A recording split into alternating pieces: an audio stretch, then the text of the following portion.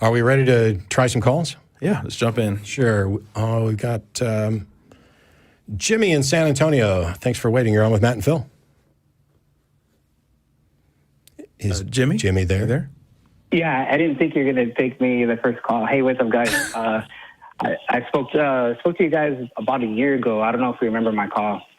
Both of you, actually. Don't be disappointed, but I don't remember it yet. But it's possible I'll remember it in a minute. Yeah. Well, I mean, I had mentioned the studies going in Baltimore, Maryland, with psilocybin-induced, what these neuroscientists are calling mystical experience. And anyway, we got in. I think you were talking about how you were addressing what Jordan Peterson was saying during that last call. Well, that wouldn't have been a year ago, but. Or less than a year, probably. Yeah.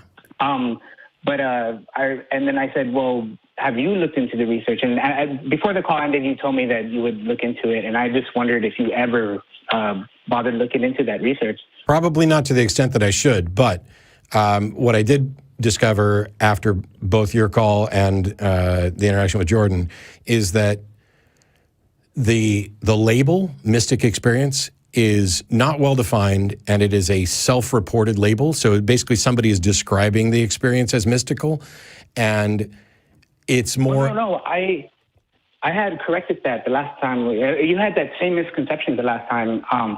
None of the volunteers in the study described the experience as mystical.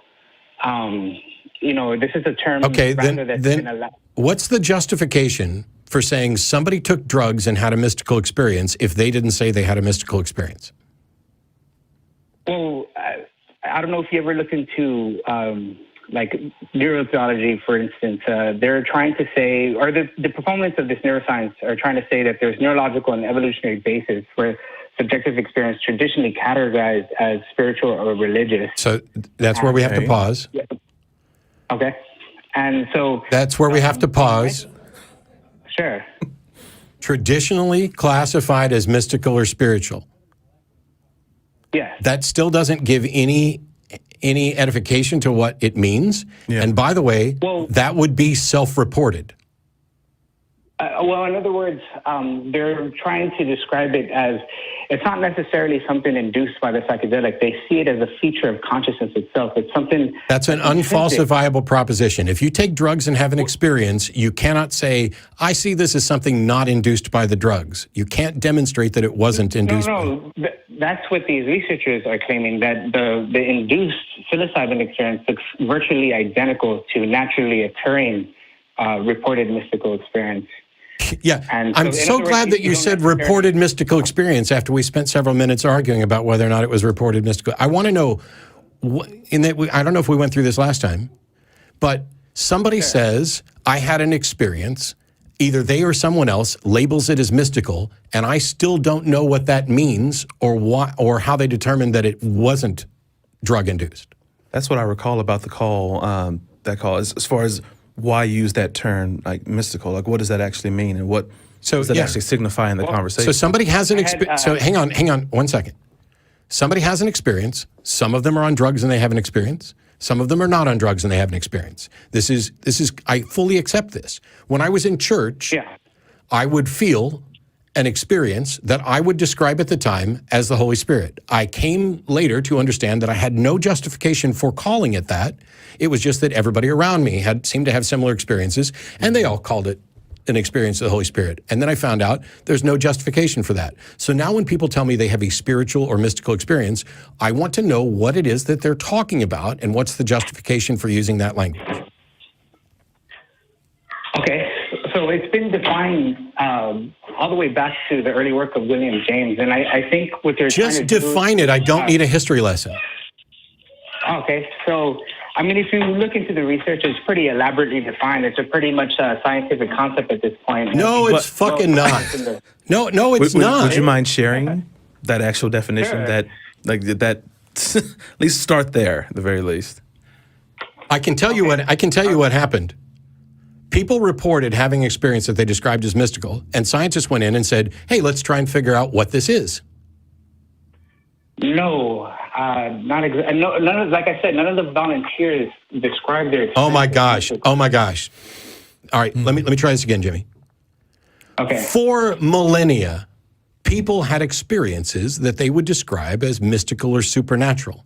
And at some point, some scientists said, hey, there's a lot of people reporting these sorts of experiences. Let's investigate to figure out what they are. You don't think that's how else would scientists begin investigating? Yeah, so okay. In other words, they're recognizing a phenomenon in consciousness. No. Yeah. So that's the problem. There are people who think they are recognizing a phenomenon, and they may be, but what they're really doing is investigating a reported phenomenon. I suppose you could put it that way if you like it, but I think it's a bit more established than that. I mean, I could try to describe it if you like, because I've been asking for a definition and a description, and all I get is going back to William James. Sure. So the way they describe it is by 6 features of the experience that manifest in what they call a complete mystical experience. And I apologize, Jimmy. Your phone is breaking up very badly. Nobody can understand it, so you might want to try one more time. Let me see if I can go aside real quick. Let me see. So there are six criteria that have been defined as a complete mystical experience. Defined by whom? Yes. So the original definition was laid down by William James, and it's been refined since then throughout decades through by. Sure. Is that from Extraordinary Popular Delusions and the Madness of Crowds? You mean in William James' work? I think it's the varieties of religious. Varieties of religious experience. Okay, cool. I got those confused. Yeah. Yep. Thanks. Okay. And so the where they're at now is the 6 criteria. The first one I was mentioning, the unity. They describe it as interconnectedness of people and all things, all is one, or pure consciousness. But this is like the collapse of the subject-object duality we experience in our experience.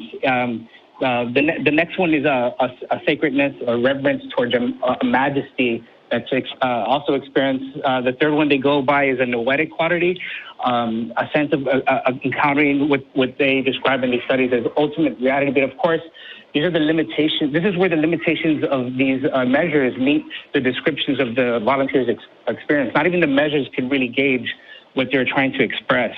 Yes. Yeah, I can understand that. That's why it's not science.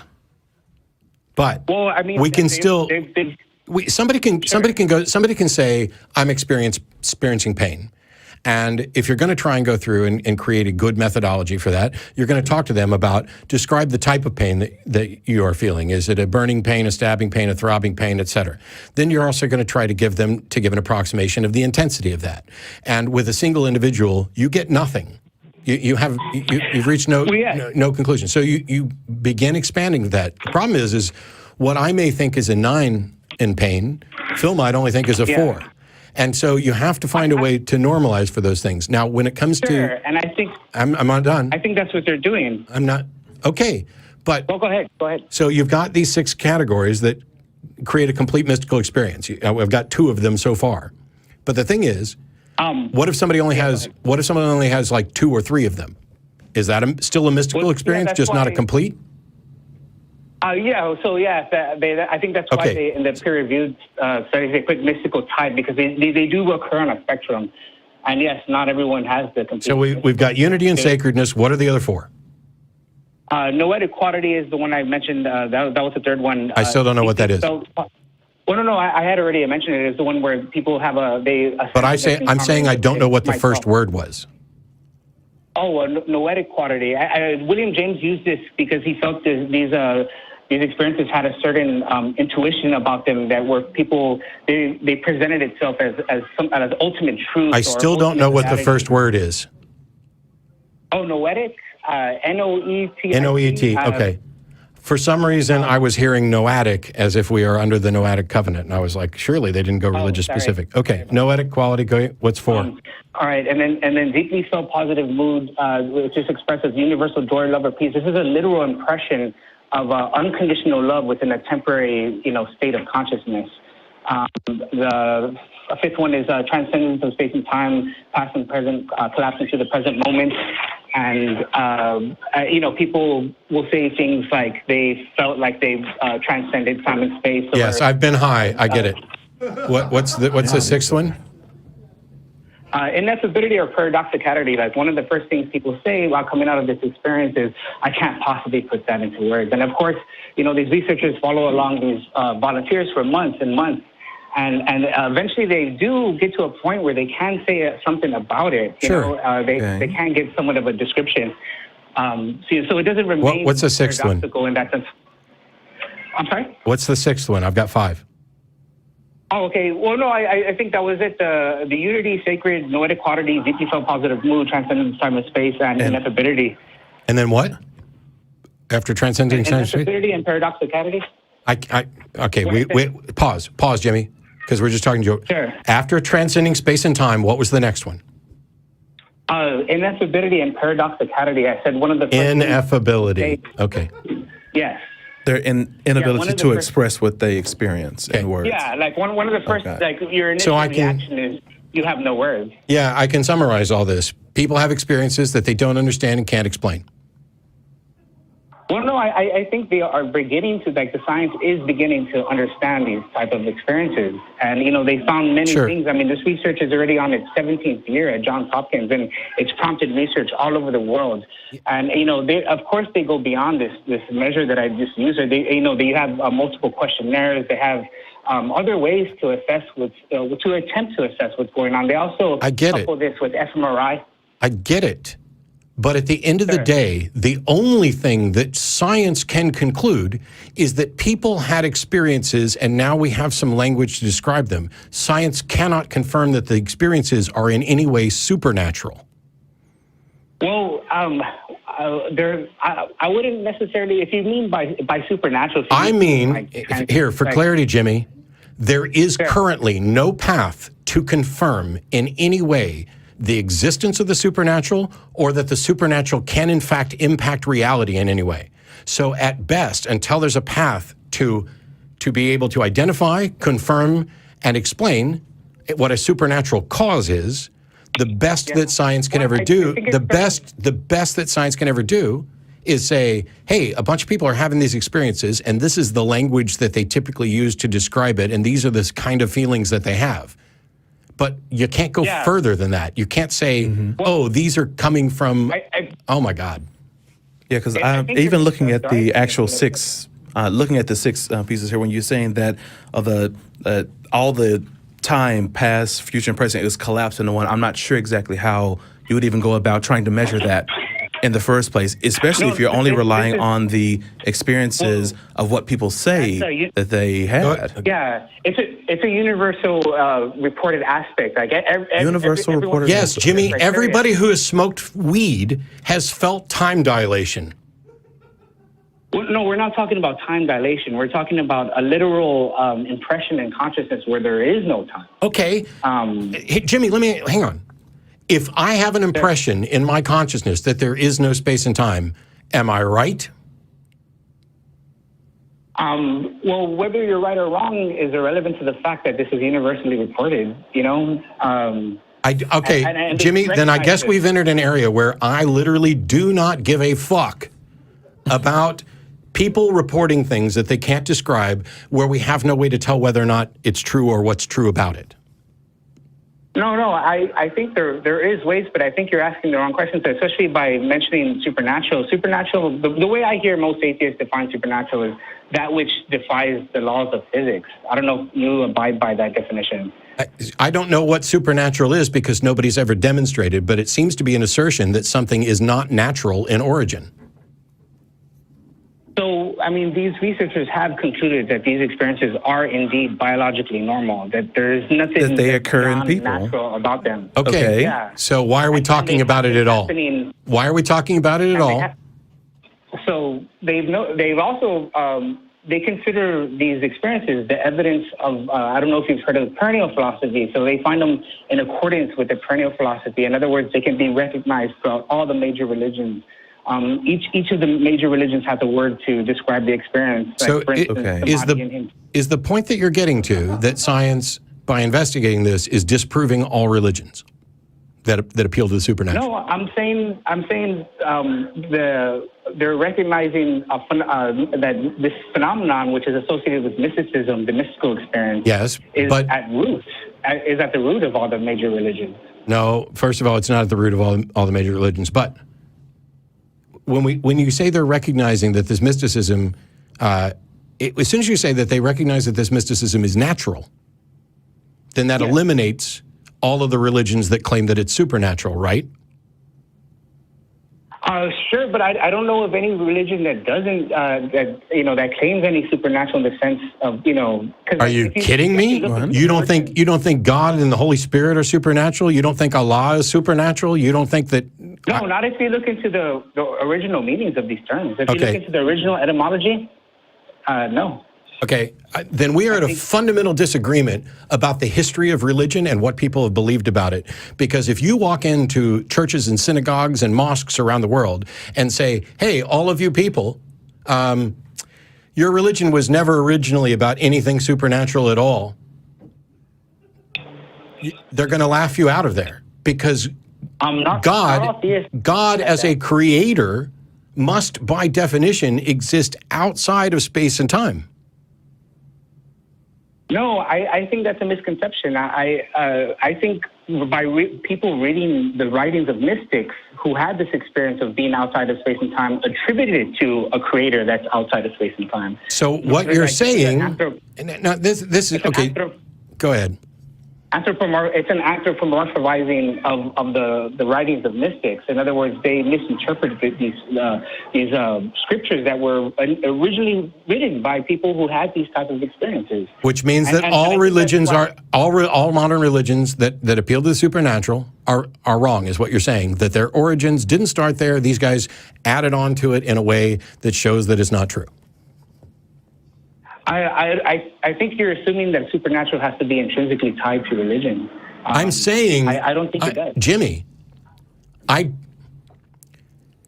do people actively engaged in modern religions believe that those religions have supernatural causes at their foundation? Not all of them. No, okay, correct. We can find the couple of people who don't. But by and large, do not most people, let's just stick with the Abrahamic religions to start with. Yeah, but by and large, George Carlin said most people are effing dumb. There is a lot of naive. Okay, you don't have to say effing on the show. You can just say fuck. Yeah. Okay.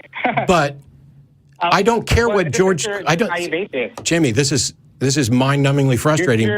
Oh my God. Majority. What? Neither are the opinions of the people that are having this experience. All it is even if they do test to actually see the biological markers, to actually study the brain as these experiences are happening, as Matt said before, all that they can confirm is that these experiences are happening, that they're having some type of experience, but that has no indication onto what a cause is. That gives no evidence as to what that cause might be, except for, as far as we can tell, it's a biological process that we can measure. Jimmy, I desperately want to know what your point is. Well, like I said, this research at Johns Hopkins, it's on its 18th year, but it's building on earlier research that originated. Jimmy, I desperatally want to know what your point is. Well, here's my point: that there's been, very thorough exegetical work and hermeneutics on the scriptures of the major religions that have found they're using the same measures that they're using in these studies, and they've sifted through the scriptures to find what they're calling the reported mystical experience. So basically, the reported mystical experience is virtually identical to what they're inducing in their volunteers. They find no distinction there, and so they're recognizing it as a phenomenon in consciousness that has been happening for millennia, a la the perennial philosophy. So that's what the research is hinting at, and some of the professionals involved will flat out just call mystical experience itself the very evidence for the perennial philosophy. Yeah, I still don't know what your point is. Well, how about, would you ever consider they talked about the possibility of recruiting confirmed atheists to sign up at Johns Hopkins for these studies. Would you ever consider it, Matt? Of course, and so have others, and none of that fucking matters. That's the point. Here's the thing, Jimmy. You're saying people have reported having these experiences that they described as mystical, but the scientists have investigated, and they've checked out people who are on hallucinogens and other drugs, and they'll have similar experiences to okay, this is something that I talked about decades ago or a decade and a half ago on the show, talking about how I would experience all of these things that I would have called the Holy Spirit. And then after I left my religion, I found that I could have similar quality of experiences through music, art, drugs, etc. And so, sure, but you're still oh my God, interrupt me one more time, Jimmy. I swear we're done. Oh, no, go ahead. So I got to this realization that if I can't tell the difference between a mystical experience that is caused by a drug or art or whatever, and a mystical experience that's caused by God, then I have no justification for believing that there is a God causing a mystical experience. This was a no-brainer that I didn't have to do an 18-year study on. At the end of this study, at most they're going to say, hey, there's a bunch of people having experiences. We seem to be unable to distinguish between people who are having experiences in a religious context, people who are having experience in a drug context on any meaningful ground. And it appears that the best we can conclude is that this is natural in origin. It's about the human brain and the human brain's response to chemicals and the human brain's response to groupthink and conformity and all of those things. But at the end of the day, you have not disproved religion because you can't rule out the possibility that there is a God who also gives mystical experiences that are indistinguishable from the other. And you also haven't proven religion. So this is why you end up going down this thing of, wow. Okay. I don't know what that was, but you go down this road of saying, oh, well, the exegetical hermeneutics looking at Scripture have concluded that, hey, there were mystics reporting these experiences, and they were misunderstood, and that's the origin of religion. And I will put it to you that of the people I know who have actively studied the history and origin of religions, that is a gross oversimplification. It is certainly one possibility of many of how different religions arose, but to say that that is the origin of religions is simply something that you can't demonstrate, because we have to go back all the way to mysticism and animism. We have to go back to, here's a gregarious leader who is giving a set of instructions with no mysticism attached, and then later something mystical comes into it. But the thing is, when we look at, for example, the Bible, in the beginning, God created the heaven and the earth. That's the very first verse. It began it all, and it is clearly a statement, and unless you just want to write it off as metaphor, of a supernatural event. I believe all the early mystics did write it off as analogy and metaphor. Prove they interpret them. Prove it. I don't care what you I don't care what you believe the ancient mystics did. You need study comparative religion? Yes. I study comparative religion as a hobby, and yeah, I mean, you could look into the Cappadocian Fathers, the Hesychast, ascetics. I mean, they all interpret religion by metaphor and analogy. Okay. I'm glad you have an opinion. Thank you. All right, man. Well, I just asked that you look into it, man. That's all. Jesus Christ, Jimmy, I have spent the bulk of my life in detail studying religion. You know what else I've studied? Oh, how about... You know what else I've studied? You know what else I've studied? Epistemology. Forget studying. How about considering having one of the experiences, then really judging? Hey, jackass, did you not hear me tell you that while I was in church, I had those experiences, and then I also had them outside of church? You're gone. Good night. Here's a thought. Why don't you try having one of those experiences? Okay. Here's a thought. Call another show. And don't get me wrong. By the way, this would be a good time to bring up something. Yes, I got on Jimmy about interrupting, and people will point out that I interrupt more than anybody. And you're probably right. And I'll be doing a video at some point that kind of talks about the how and the why. But it comes from 14 and a half years of this show, where if you let somebody talk for 5 minutes and then you try to challenge the first thing they said, what you get is, that's not what I said or that's not what I meant. And then you get another 5-minute rabbit trail, which is why I wanted to get to the point. What was Jimmy's point? Was he trying to say that science is effectively disproving the supernatural aspect? Because here's the thing about the supernatural. Not only can you not prove it currently, you certainly can't disprove it. It's an unfalsifiable proposition. There's no way to test or investigate. When I say that not only have I studied comparative religions and I've also studied epistemology, that's where we get into the science. That's where we get into how do we know what we know? And so you can make reasonable inferences. You can have really good abductive arguments that go arguing towards the best explanation. And all of science's positions are tentative and should be weighted proportionally to the evidence. That's it. So when you say you should go out and have one of those experiences, Jimmy, you just showed me that you don't have a clue what you're talking about. Because not only have I had those experiences, but going out and having one of those experiences tells me nothing at all about what that experience was. If I'd never had anything that I described as the presence of the Holy Spirit, if I'd never felt that, and tomorrow I went out and had that experience, I don't know how I would do that, since, at least according to some religious family members, God will choose when and where he reveals himself to you. But even if I went out and had that tomorrow, I can't tell you what it is. And I would be prone, as most human beings are, to saying, wow, that seems like it might be supernatural. I would then acknowledge that I have no way of knowing that, no way to investigate, et cetera. But that's the reason that most people in most religions buy into the supernatural. But if you tell me, why don't you go have that experience? Okay. First of all, I already had, but let's find somebody who never has. Let's pick two people, two atheists, to go do this study. Two, what was it, affirmed atheist or whatever? Oh, was it? I don't know what the language was, but it was snarky bullshit.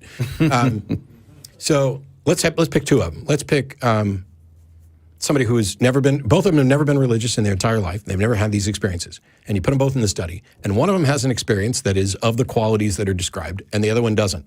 What do you know now? That people have experiences that they can't explain. Hey, let's imagine that neither of them have an experience. What do you know now? What if they both have an experience? What do you know now? The test methodology is flawed for you to say, just go have the experience. Why study epistemology? Why study the science? Why study the methods by which we go about and determine whether or not our beliefs are reasonable? Just go have the experience. Experience is the thing unexamined that is most likely to lead you astray. Because while we are great machines at inferring, and today is pretty much like yesterday, and what I know about the world is probably going to change very little day to day, I'm good at getting by in that context. But I, like everybody else, am bad at saying, here's what the truth is, with no investigation, just an experience. If you used that methodology of go have the experience, you would believe every optical illusion, every audio illusion, every thing that appears deceptive, the mirage out in the desert. You would just, I had this experience, I know what I saw. No, you don't know what you saw. You know that you saw something. You know that you experienced something. You don't know what it was until you investigate and confirm it. And the fact that people are having experiences they describe as mystical. Let's go through the six. Yeah. Unity. The notion that everything is one, that we are all one. I have never actually had that specific experience. Mm-hmm. Have you? No. Okay. Not that I'm aware of. I know people who have. Now, the notion of the sacred, I've certainly felt that something was sacred in probably this complete mystical context. Noetic quality, possibly. I don't know how specific. A positive feeling of love. Yes. Unconditional love, I think he said. Yeah, I think the notion of unconditional love is a big fat lie. I recognize that there are people. To me, it's kind of in the same ballpark as like soulmates. Mm-hmm. First of all, I don't think there's any reason to think there's a soul, but I find it patently ridiculous that there's one person out there who's your everything. And I know people who've been married for 60, 70 years, and it's great, cool, good for them. But it's really convenient, and this is actually an argument people have used for gods. Mm-hmm. It's really convenient that most people find their soulmate where they work, or in their town, or through a friend. So God is manipulating your friends and your work to find your soulmate. But then somebody else finds their soulmate in Bangladesh, and they started something online. So basically God is manipulating the internet and directing you to the right searches to find your soulmate. And then 50% of the people who find their soulmate end up divorced.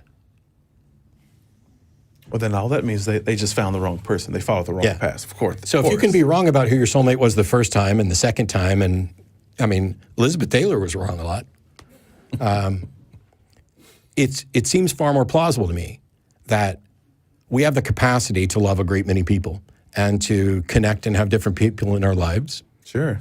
And that it's going to happen to different extents. You know, there are people that I care about more than others because they're close to me, because they have value. And then there's caring for humanity at large. So this feeling of unconditional love, I would say, I would be kind of opposed to anybody claiming that was in any way true. Mm-hmm. But I can't rule that out. Maybe some people do feel that. But this transcending space and time, not just the time dilation of weed, sorry, but you have to think that you're completely out of space and time. I think that is an obvious lie and deception as well, because you have to have that thought, and that thought takes time. Just saying it or experiencing it is necessarily temporal. So you should know, the second you feel that you are no longer connected to space and time, you should know that you are wrong. And it's such an obvious thing too, because we put Phil in the study and we give him a bunch of drugs and we got him in a room. Woo. And now Phil is high as a kite and he's sitting in the room and he's like, I feel completely transcendent of all space and time. And everybody observing this is clear that that's not true. Yeah. We've got a camera on you. And just saying, I feel I transcend space and time takes time and has to occur in space or we couldn't hear you. Not in space, nobody can hear you scream. But Yes. anyway. And then the ineffability. Inability to explain, yeah. Yeah, I get that. I understand that we all have experiences that we can't explain. And that's why we go out and look for an explanation. The problem comes when somebody says, here's something that's unexplainable, and I have explained it. It's God. If you can't explain it, then you can't explain it. But if your explanation is God, then you are claiming that you have explained it. If you're claiming that it's supernatural, if you're claiming that it's chemical induced, all of those are assertions about what the experience is. Mm-hmm. And now you've adopted a burden of proof. So if you think you can't both call something unexplained and offer an explanation. And the study, I can't imagine that. I don't know what the actual outcome of the study is or what they're trying to look for. But if they're looking for people that have experiences, that's something that you can measure. And that's something that I can see them doing that study to see those. But I don't understand where Jimmy was trying to go with that. Oh, these experiences occur. Cool. Now, I think I know where Jimmy was going now. What's the next? Oh, that all religions are justified, or belief in the supernatural is justified based on that these experiences actually do happen, even though you haven't established a cause, just the fact that they do occur. So Jimmy was listed as a theist, and we still haven't talked about that at some point. Sure. If Jimmy calls back, and you're welcome to. I think I have a better understanding of where he was going, because it could be that he was trying to show that science is disproving the mystical aspects of religion.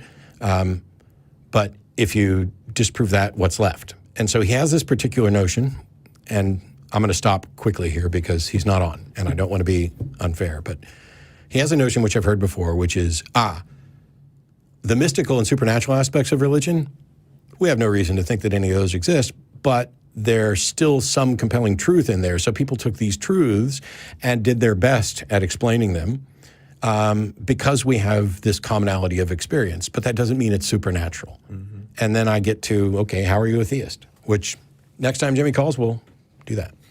All right. Anyway, so that was 50 some odd minutes of the show.